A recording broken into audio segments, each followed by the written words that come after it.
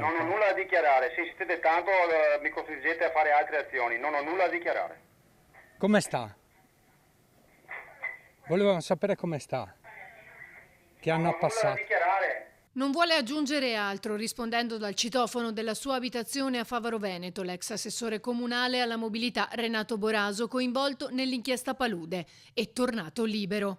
Dopo 4 mesi rinchiuso nel carcere di Padova e 10 agli arresti domiciliari dove vive con la moglie e i figli. È libero, ma non potrà lasciare il comune di Venezia. Visibilmente dimagrito, Boraso è barricato in casa, non se la sente di rilasciare alcuna dichiarazione ai nostri microfoni.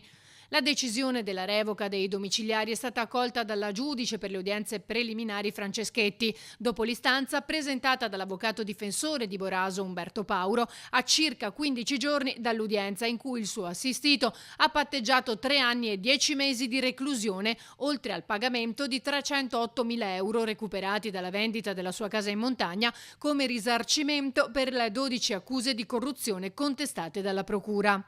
In questi giorni qualcuno l'ha visto muoversi per Favaro, piccole uscite, qualcuna col figlio per riprendere contatto con la realtà.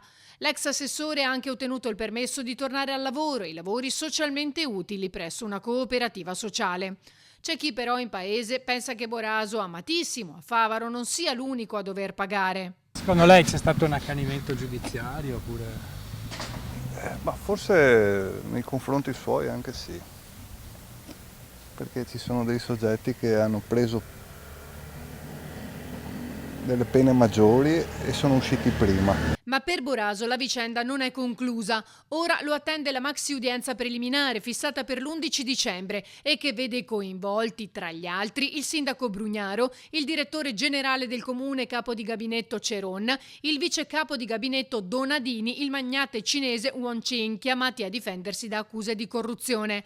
Boraso non sarebbe coinvolto, secondo la procura, nel tentativo di vendita dei 41 ettari inquinati dei Pili, promettendo aumenti di volumi edificabili, ma avrebbe comunque avuto un ruolo nel far abbassare all'ufficio stime del comune il prezzo per la vendita di Palazzo Papadopoli Poereo, da 14 a 10,8 milioni di euro, palazzo poi acquistato nel 2019 dallo stesso Mr. Ching.